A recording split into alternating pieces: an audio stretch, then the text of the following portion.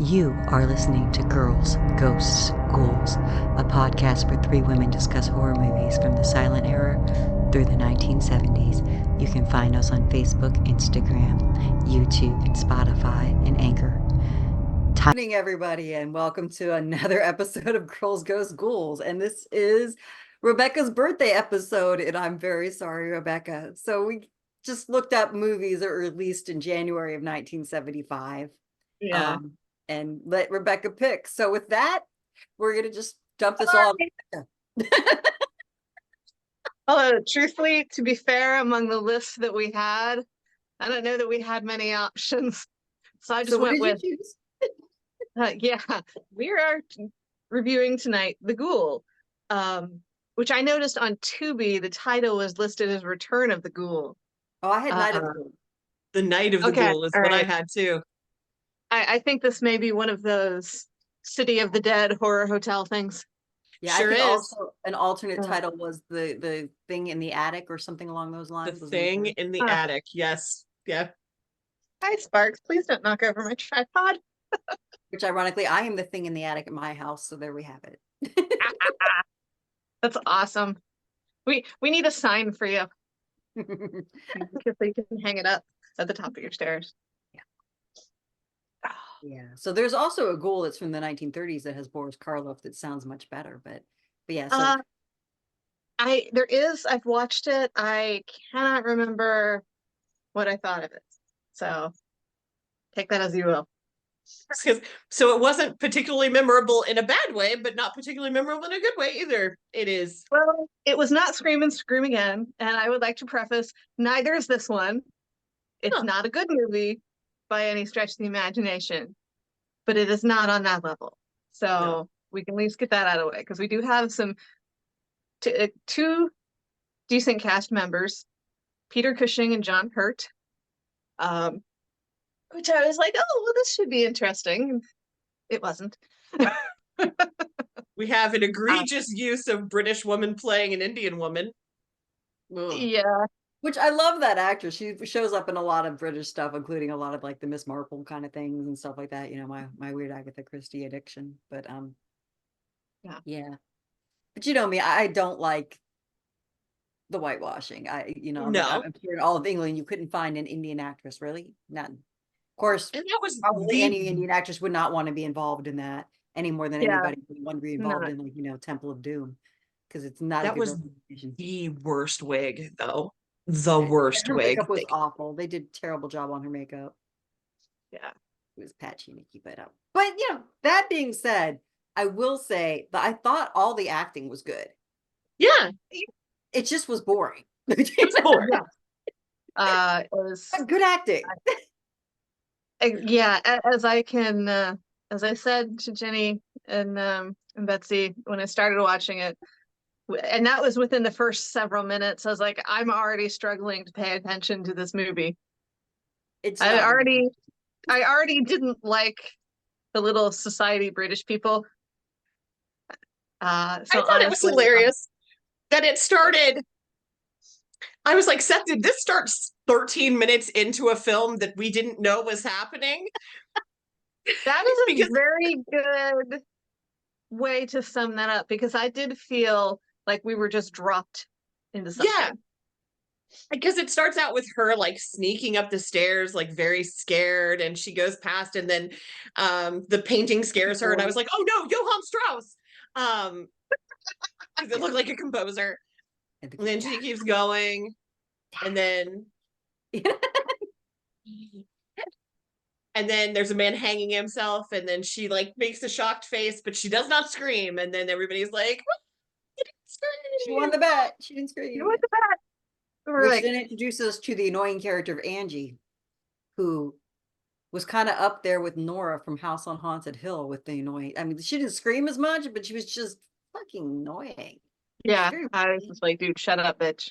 And then we have our convoluted race. Now, was I the only one confused? Because when it started with the race, it was her and Jeffrey going to race Billy, right?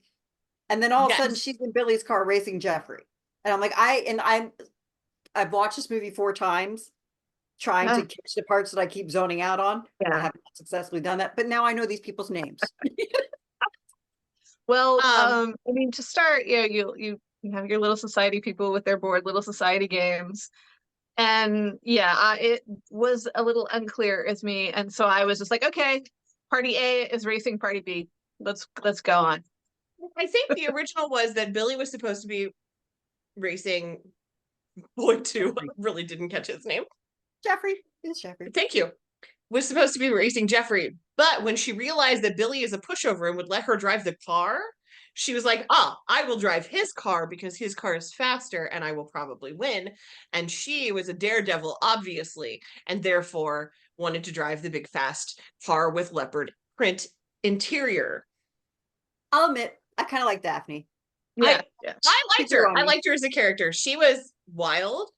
And she I kicked will John say Hurt in that the balls. Yeah, Was- yeah.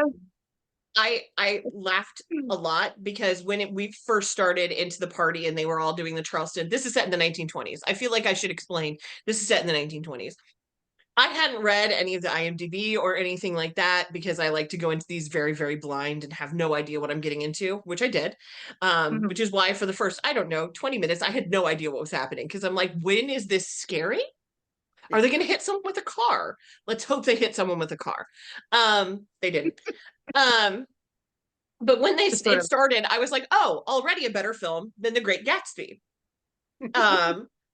It was not, but one of the IMDb facts is it was set in the 1920s because they already had the sets built for The Great Gatsby.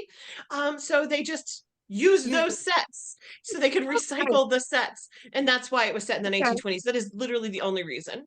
Mm-hmm. I mean, but I'm a fan because of the outfits in the cars, you know. Oh, absolutely. The outfits were spectacular. I mean, Gatsby-esque, but I enjoyed. So yeah, we have a nice action-filled race scene that ends up with them getting lost in a marsh, and then like an argument over who's going to go for gas, and then a creepy John Hurt who just he really should have been the Ghoul because that's the ghoulish thing, the ghoulish thing that was in it was his character. And although Betsy finds him attractive, I find him wormy and icky. I think John Hurt got sexier as he got older. Yeah. He looks very wormy to me in this. I'm like, ugh. And the wig was not doing him any favors, but I still could see like if he was doing the right thing, he would have been hot. Also, I will freely admit that I had a crush on Dickon from The Secret Garden, and he was giving major creepy Dickon vibes, which, you know, all right. It worked for me. I read too much stuff. For John Hurt or Tom something, I forgot Tom whatever, the gardener, the creepy lecherous gardener who first of all reminded me of a wormy boyfriend. Starts pressing her fur collar while she's sleeping, and then she wakes up and he sort of stalks her in the swamp, and then this is where it's like you get the convoluted sort of like incel guy who like, I'm going to save you, but I'm also basically going to trap you and try to rape you at the same time. But I'm going to save you from the imminent death in the creepy house by hitting you in the back of the head with a rock. With a rock. And then, and of course she comes to and her skirt's halfway up and you're like, well, I don't want to think about what this boy was doing, but she was unconscious because you know he was doing something. And he starts trying to intimidate her. And this is why I love this character. She's like, he's like, I warned you. She's like, and I warned you, you know, because like first he shoves her, then she gets back up and he slaps her, and then she gets back up and he's going to hit her again. And she stops him from hitting her, kicks straight in the balls and runs the hell out the house. Which you don't see that often in movies from that time. No. Good for her. All for that. All for it. I was impressed. I was really sad that Daphne died as a result. Yeah. I felt like Angie should have died and Daphne should have lived. Agree. But here we are. Yeah. Especially since Angie was so awful during the race. Yeah. You don't want to be here. I'm like, you're only here because you forced your way in. Nobody wanted you. Yeah. I don't want you here. She makes it up to the house, and you know, the Peter Cushing is there. Oh, and I'm sure she's probably thinking, oh, a safe country gentleman. Which technically he kind of was, with the exception of being burdened by his vow to his beloved wife. Now, here's a cute, bittersweet thing. So, like the picture. So she runs into this Peter Cushing, who's Dr. Lawrence. They, of course, he seems very welcoming, very English gentleman stuff. She sits down, they're getting her warmed up and toast and, you know, and alcohol and stuff. And she's looking, there's this lovely picture of what's supposed to be Dr. Lawrence's wife, which is actually, the picture was of Peter Cushing's wife. Okay, all right. I And wondered about that myself. I didn't have he time had to look it just up. lost his wife 4 years earlier. Yeah, because he was pretty traumatized by the loss Yeah. of his wife. He was There was, heartbroken over it. yeah, there was something he said that like life right now is just marking time until I Yeah, see basically her the only again. joy he had in life was knowing that he would be rejoining his wife Yeah, eventually. yeah. So Which I was wondering when I saw that, because that was a moment where it's like, oh, that's really that's really good. That was really good acting right there. yeah, and Acting, there was not supposed to acting. be a scene which I think I sort of heard and didn't hear because I kept zoning out because it's just not a very engaging movie. I'm sorry. Mhm. No, Where it's he's not. talking about the character Dr. Lawrence is talking about his wife, and it I guess the director like made him do it 5 times. And of course, this man's Peter Cushing's actually thinking of his wife, and he's tearing up, and he's making the cast tear up. But honestly, I'm sure it was a wonderful scene. And if the movie was great, I would have it in my head, but the movie was not great. And the 5 times I watched it, I can't tell you Yeah. for sure if that was the scene with Daphne or the scene later when he's talking to Jeffrey about, Uh, his son. I don't well, know. I thought it was with Daphne, Okay. but maybe he had a little blurb with later, but I thought it was with Daphne. It probably was. And like I said, but truthfully, the acting was really good. You just zone out because it's not content wise very interesting. It's No, just, it was, the monster in the closet kind of situation, the monster in the attic. and then they don't build suspense right. Betsy, you No. had mentioned when we were talking earlier, I forgot the name of it now. It's gone. Fugue. Toccata and Fugue. They played Toccata and Fugue. Toccata and Fugue. And if you're going to use Toccata and Fugue, you expect there to be something scary happening. And they played Toccata and Fugue to him praying. And not even praying in a creepy way. It would be one thing if he was like self-flagellating or something creepy like that, like, or even like praying so hard that blood is dripping from his hands because he's got his crucifix clicked. No, it just was a Toccata and Fugue to nothing. I was Yeah, very it went nowhere. disappointed. You use the best creepy music and you're not even setting up for the creepy. There's no creepy happening in the background at this point at all. You're not even seeing like the ghoul stick his head out or anything. Nothing. You're just having to kind of Yeah, the only thing you really upsetting. know, is just that the Indian servant is very off. Yeah. She Not just seems because up she's to clearly a something. white woman, but because Yes, yeah. like there's something she's clearly hiding, being Yes, very she's protective of. clearly up to something. Although I did really appreciate the one scene when it was obvious that she had all her knives laid out just in case she needed to murder someone in a minute. That scene made me really, really happy. I was like, I like a woman who keeps a wide variety of knives on hand for all her killing purposes. I mean, all women should. It's just a thing. You should just have your nice sharp knives ready. You don't know when you need them.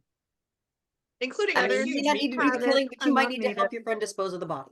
So you need to keep your shit ready and organized and have it laid out in case. Just saying. Mhm.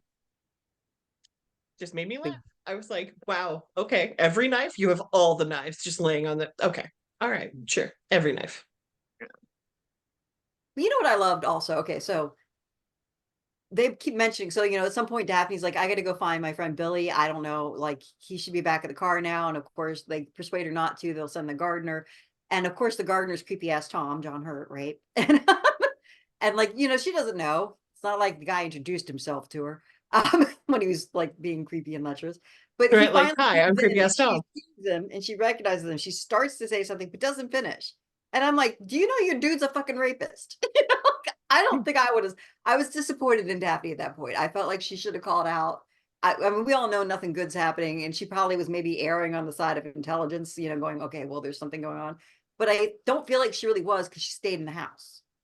So if she was keeping her mouth shut because she was thinking there was a conspiracy going on, she did nothing to act upon that. So I No, don't know why she kept her mouth shut then. You know what I mean? So it was very confusing why she didn't say, what creeper here does? I mean, are you aware that he's he kind basically of attacked me in your backyard. Are you cool with that? That's why I was running scared toward your house. Yes. Have you asked him how his balls are? But meanwhile, Tom, of course, had murdered Billy. Which this was sad too, because you had a break. Billy basically committed suicide, in my opinion, because basically all Tom did was pull up the handbrake, shut Billy's coat in the car, and like give the car a little shove. But Billy had plenty of time to re-engage the handbrake. Or Open the fucking car regular door. brake. Press the regular brake. Any of these things could have happened to stop him propelling off the cliff, and Take Billy off just the coat. yeah, that's another option. There were several ways he could have saved his ass. He did none of them. He just went poof.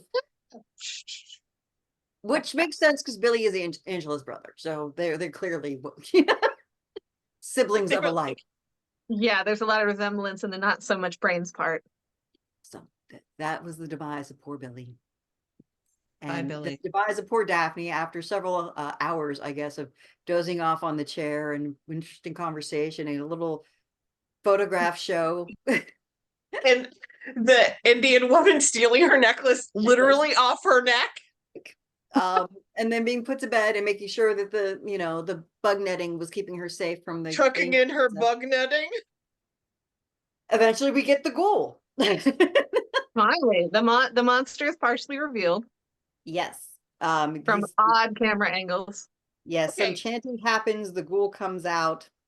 The ghoul played by Did anyone else catch that she opens the door? Sorry, say that again. Did anyone else catch that the Indian woman unlocked the door? Oh yeah, she unlocks the door to let him out. She releases him on Daphne. Yeah, she unlocks the door. Yeah, that was the whole plan. They kept Daphne there so he could kill her. That was it. And have you heard like some of the commentary that I did pick up on? Aya, I think is the servant's name. She Yes, Aya. Said that Daphne showed up because of her prayers. So she was like, yeah, that's why. Yeah. That's why they did. Oh, Don Henderson, that's who played the ghoul. Which, interesting fact, Don Henderson and Peter Cushing both were playing for the Empire roles in Star Wars: A New Hope in the 70s. So Nice. Interesting. together getting that. But yeah, so yes, she was, the whole point was they were praying for victims to come, or at least Aya was. And then Daphne showed up and she was very happy about it. And I don't know if the necklace, so this is just my thing. Later on, you see a necklace over the statue of Kali when Aya is playing. I think that was supposed to be a way somehow to direct the ghoul towards his victim, because she unlocks the ghoul's door. And I don't remember if she actually opened Daphne's door. I know she opens the ghoul's door for sure. And then she sits down on the landing and starts praying and chanting again. And then the ghoul goes into Daphne's room and then it's supposed to be stabbing her. But based on those camera angles, I really don't know what he was doing. Apparently Daphne was just thrashing around the whole bed cage and the ghoul was just making. I think they were trying for a point of view from the ghoul's point of view. But then they switched to like this odd side view, partially from the floor, and it did not work. It did not work at all. It was awkwardly shot. None of it made it look like she could have ever possibly actually gotten stabbed. Yeah. But so the actress who played Daphne is Veronica Carlson. Gorgeous woman, absolutely gorgeous. Tons of movies. She was beautiful. But after this movie, she didn't act in 20 years. And she did it because she said every part she was offered. And we required her to be naked. And she was like, I'm not doing it. I don't want to do it. I'm not doing it. So she just did it. Yeah. But she openly said, she's like, yes, other women took the roles because if they wanted to stay in the business, they had no other choice. If you wanted to act, basically you were going to be showing some tip. That was just bare minimum, and they're like, this is funny because like at IMDb, like even the Hammer films, like, oh really? Even the Hammer films? Of course, the Hammer films. The Hammer That's films what made their money. Yeah, they were known for being titty films. I don't know what you're thinking about. So I don't know why like, this witch got hanged that way, but but the way witch it reads got is hanged with one tit out. I don't know what. Yeah. Obviously, the Hammer films, it should say, but yeah. So 20 years. She didn't do any, acting, and then she jumped back in the 90s and was very prolific. She ended up dying in 2022. She has, I think, still little parts and stuff and things that are coming out into like a release that's coming up, I think, later this year or next year. So, awesome. But yeah. But I mean, it's sad because she's obviously a great actress, and like the only thing they wanted to get from this woman was her boobs or her ass or whatever. You know what I mean? But it's just, I'm not terribly shocked. Yeah. Well, and this is a lot of indicative of the era of this movie itself. I mean, it's better than a lot of them because it didn't show a lot of the body. You just get a little bit of thigh and stuff here and there, It's a but little leg, and the that's about it. whole intimidation, the rapey, creepy scene, like so many movies from like the early to well, I'd say mid 60s to mid 70s, mid to late 70s. Just that was it, you know. Like if you were gonna have a horror film, you were gonna have that. You were gonna have a woman being creepily, you know, accosted by some dude somewhere, and there was gonna be rape, there was gonna be titty, there was, you know, and I can't say that stopped after the 70s either. I mean, if you think even like Wrong Turn, Last House on the Left, you know, all of them, Texas Chainsaw Massacres, they always like to anything that involves Rob Zombie, you know, they're The just, dog. yeah, you're just gonna see where it's like a woman that or women that could be Terrifier. It's just the way they like to do the genre. So that's why I really love the finer girls, because those are the ones that are like, fuck you, I'm gonna live anyway. um yeah, Absolutely. but yeah, I That's mean, the it's thing. tiresome. Yeah, we did not have a final person in this film. No, well, technically I think Aya lived. Yeah. I don't remember. I don't think she killed, but I'm like, yeah. So, well, no, Angela lived too. Did she? I That think that she shows ran how out the much I was house. able to pay attention to Well, this one. potentially she lived. She could die in the marsh, but she ran out the house alive. But yeah, Okay. so yeah, things accelerate, not very interestingly, after they, you know, the other two racers, Jeffrey and Angela, like they stopped because Angela had to throw up, and then all this happened to Billy and Daphne via the ghoul. Which okay, so also they cut up Daphne and they give parts, and then they feed the ghoul the parts. That's the whole point of it. Apparently, they let the ghoul go kill it, and then Aya butchers the corpse so that she can get the pieces that the ghoul likes and stick it in a nice urn and stick it outside his door for him and then slide it into his room. And while this was happening, and after Angela was done throwing up, they end up in a little village where Billy, Angela's brother's body is, so that they can identify the corpse and then realize, well, what the heck happened to Daphne. So they end up back in the marsh and trying to find what happened to Daphne. And of course, Angela's upset sitting in the car, and she tries to drive off but doesn't know how to drive. So she wrecks the car and runs into creepy Tom, who abducts her and throws her into his cabin and gets even creepier than he was with Daphne. And Yeah. Angela has no fight. Well, eventually she starts throwing shit. Very And ineffectively, I might add. you know, well, meanwhile, Jeffrey's exploring and ends up in Dr. Lawrence's, aka Peter Cushing's house. And man, Dr. Lawrence comes, he spins the tell really well, though. You have to give him that. You know, he sees Jeffrey pick up the button and he's like, oh, I have good news. The girl you were looking for, she was here not 3 or 4 hours ago and caught the bus. And, you know, my man Tom took her to the bus and blah, blah, blah, blah, blah, you know. But anyway, they weave the tale. Jeffrey wanders off, can't get his car out. It's sometime in between that point and that Tom gives up his rape scheme and takes Angela to the house, which I'm not really sure what that happened, but I don't know and don't really care. So Angela's now locked in the house. Jeffrey's talking to Tom, who's also an army deserter. There's a nice touching scene where Tom lures Jeffrey into some quicksand because it's the 70s and quicksand is everywhere. You have to understand that. And then himself falls into some quicksand, but you know, Jeffrey gets himself out, saves Tom, gets the answers he wants, and then goes back to the house and figures out something's wrong, gets told, and that's where you run into Dr. Lawrence, who's basically going, I promised my wife, that's the only reason I haven't taken care of. Please don't go in that room. He'll kill you. Let me take care of it. Of course, Jeffrey goes in the room and ends up with a knife right in the forehead, which is freaking hilarious. I did like the forehead knifing. Yeah, terrible makeup job, but it was hilarious. So thus ends our hero, while Angela's still locked in the room. And then we have creepy Tom come back in, who's now accosting Angela again and steals her necklace. I don't know. And then eventually he's back in the room saying he heard Jeffrey's dead, so now there's no one to help you or some shit. And then I think did Dr. Lawrence let the ghoul out? And then he went in and killed Tom? I am not sure how the ghoul got out. And then Angela runs out and Dr. Lawrence kills his son, which is the ghoul, and then he ends up shooting himself in the head. And that's pretty much all I know in the cacophony that is the end. So I think both Aya and Angela survived through the credits, but what happened to them afterwards? I don't know what that weird film effect that they were doing with the ghoul when you first see him. He's sort of blurry around the edges. Oh yeah, at some point it looks like they rubbed Vaseline on the lens. I don't know. Yeah. And he's He was also also green for some reason. just on his partially head, though. Maybe to reference to give an impression of decomposition. I don't know. But he wasn't supposed to be dead, though. Like Yeah, that's what I'm confused about. Like I think he just enjoyed cannibalism. It was something he picked up in India. But he looks a little like there is like rotty looking places on him where you get like gray Yeah. patchy skin and stuff and blood. Yeah, so it's unclear. Is he, obviously he's his normal, just physical person, but is there a supernatural component? Was he cursed? There's nothing. You know nothing about why the ghoul is in this state. There's no origin story. There's nothing.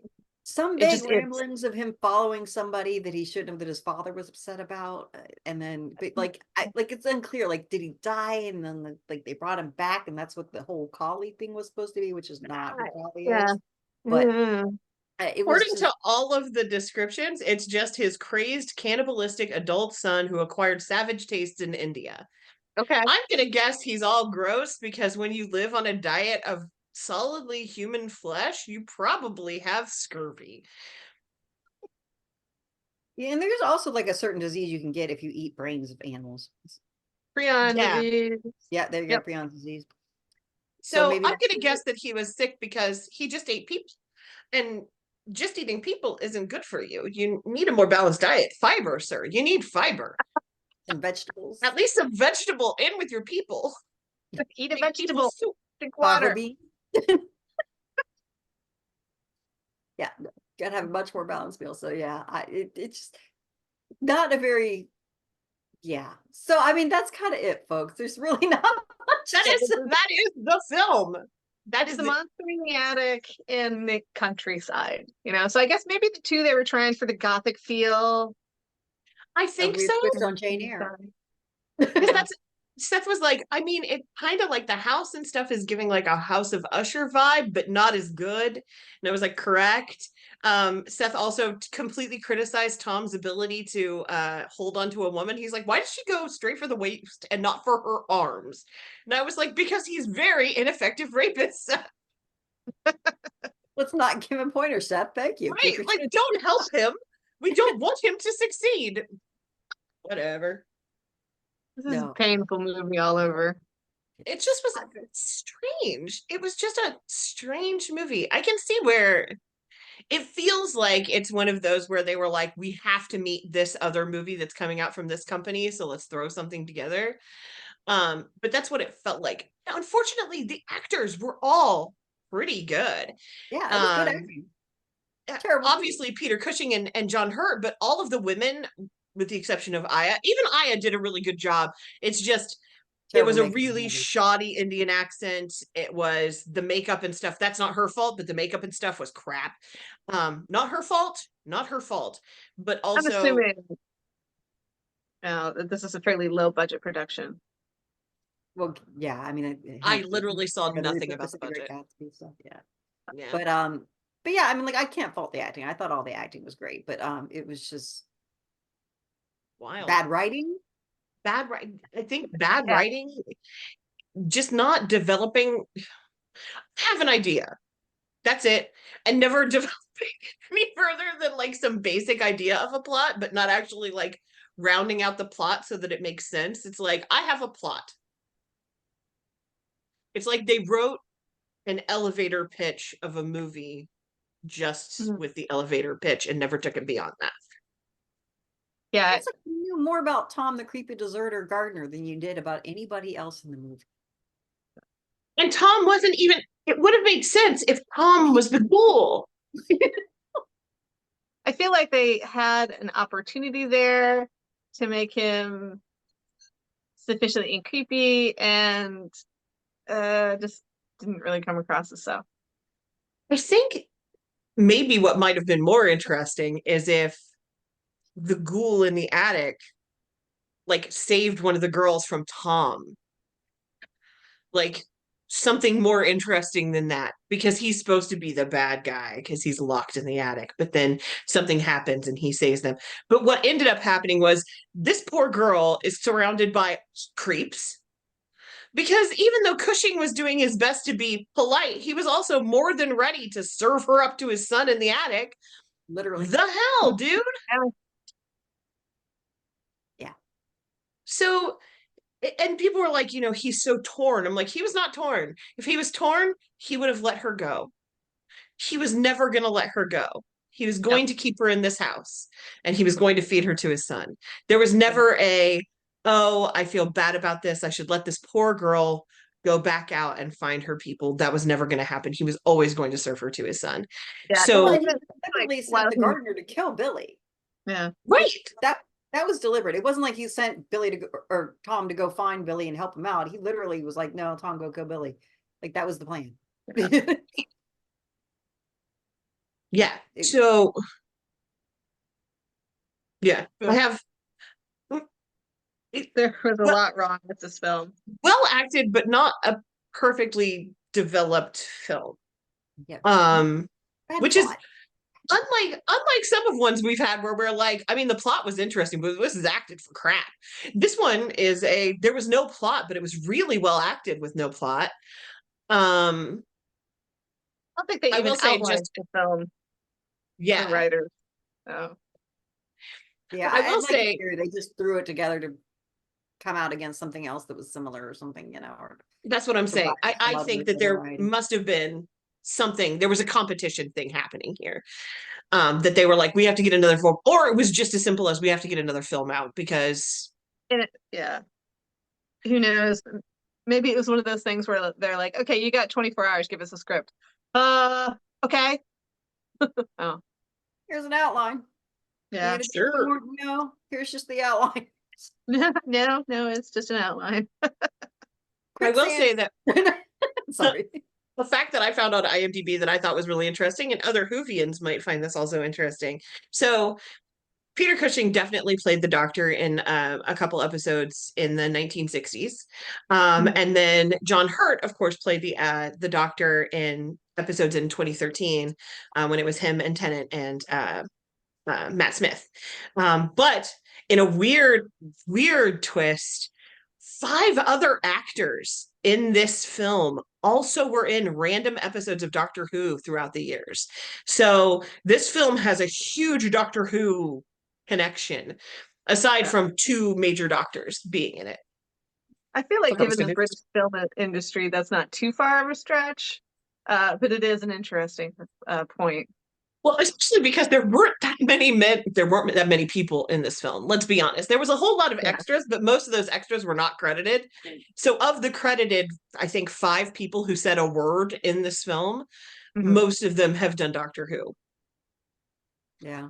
But as we've said, the British film industry is incestuous, so that is not altogether shocking. It's a very insular industry. The British film industry is. They do theirs completely different from Hollywood. Yeah. Netflix kind of does it now, though. If you notice, Netflix does. Like, Netflix you'll just does. notice the same actors over and over again in Netflix series. Yes. I'm not mad about it because most of them are really excellent actors, but yeah, you'll see that a lot. But yeah, they have like their go-to, like, oh, we get this guy for this, we do this person for this, and you start to see them in everything, and you're like, oh, he was in this. Okay, cool. I know who he is. And I think they have some crossover with Prime as well, but that's just my other. I'm sure. So they do, yeah. But yeah, I mean, it's a yawn of a movie. It's a perfectly forgettable film. Did I mostly read a book while I was watching it? I did, yes. Yeah, I tried to pay attention to it. I tried to like not look at my phone or anything, but man, it was hard. It was hard. But my Kindle was right there. I feel like even if I had taped my eyelids open and took away everything else I could distract myself with, I would have just rolled my eyes up in my head and daydreamed another movie, because it just doesn't keep your attention. Like, No, I mean, no, like you have to be a really determined person to stay focused on this movie. I tried seeing this one scene in its entirety because I kept blinking and looking away and going. And I rewatched this movie 4 times in attempt, and I still have not been able to make it through the scene that I wanted to see because I was just trying to figure something out, and I just couldn't. Yeah. By the time we get to it, I'd be like, Can't do this anymore. the grain on my wood floorboard's really interesting right now. I mean, that's how bad it is. Like anything else, you'll just start looking away. And it's not the whole movie that's that way. It's just the majority of the movie's that way. So basically, it only regains your attention when it starts getting the action going. And leading up to it and following it, it's not engaging because it literally seems to have nothing to do with the plot, really, is the problem, because there's just not really a plot. So, your brain doesn't get any endorphin hit from having paid attention because you glean nothing from it. It's true. That's a good way of putting it. Yeah. It's a good way of putting it. I was looking up something very random because in this film, he plays the violin. And I seem to recall him playing a violin in something else. And I'm like, could he actually play the violin? That's a good. I was wondering about that, but I Based didn't on look this it up. movie, I'd say no, but that might be a soundtrack issue. But like now, if you watched, like they put a kind of complicated piece on in the background. Like you should be seeing finger work and bowing work, and when he's mimicking it, you're not really seeing finger work and bowing. You're just seeing like this kind of. Yeah. So maybe he knows how to some degree, but whatever they were doing in this movie was not using that talent. Let's put it that way. But so I was just curious. The only odd trivia thing that I remember about Cushing was that he was a wargamer. Yeah, minis and everything. funny. Well, I mean, I think we beat the dead horse on this one. I was going to else? say, I have nothing else to say about this film. Yeah, there's just not a lot to say because there just wasn't a lot of plot to work into. The cinematography was just meh. No. Meh to bad. Like Yes, because the background and everything else is so dark. 90% of the time. And like whatever weird effect they were going for, where it looked like they rubbed something onto the camera lens to make him look blurry. It just, I mean, it might have been partly the problem, the budget, but it was not good. It looked like bad TV movie kind of. It was fine. It was fine. Everything about this movie was fine. It just wasn't. Don't pay for it. Watch If TV. you're, I was gonna say, watch it on Tubi. If you're going for something that is scary, this ain't it. I figured it out within 10 seconds when she was like, "Your son was handsome," and he was like, "Yes, he was." And I was like, "Oh, there he is. I know who the bad guy is." We know what the monster is. And then he, at the very end, was like, "My son," and I was like, "Oh no!" The monster went, "Father," and he's like, I'm a more terrifying thing in the attic than the Ghoul is. Well, there's a lot to be said for that, but you are a more terrifying thing in the attic. Just ask my exes, yeah. If you can find any pieces of them anywhere. All right, well, with that, guys, yeah, don't pay for it. Watch it if you want to, but you watch it for Peter Cushing and John Hurt, or don't. Whatever you tried to say, Betsy, nothing came through. I didn't say anything. Okay. Oh, I didn't say anything. I was just like, meh. Nah. It looked like you were trying to say something, but since I don't have my glasses on, you're very blurry. Nope. No, I have nothing else to say. Rebecca, anything else? It's just, yeah, it's a very like I said earlier, it's a very forgettable movie. So yeah, with that, enjoy Tubi and have a good night. Have a good one. We'll see you in February. Bye. You have been listening to the Girls Ghost Ghouls podcast. You can follow us on Facebook or Instagram at Girls Ghost Ghouls podcast, on Twitter at Girls Ghost Pod. Like and subscribe to our YouTube channel, Girls Ghost Ghouls podcast, and find our podcast on your favorite podcatcher.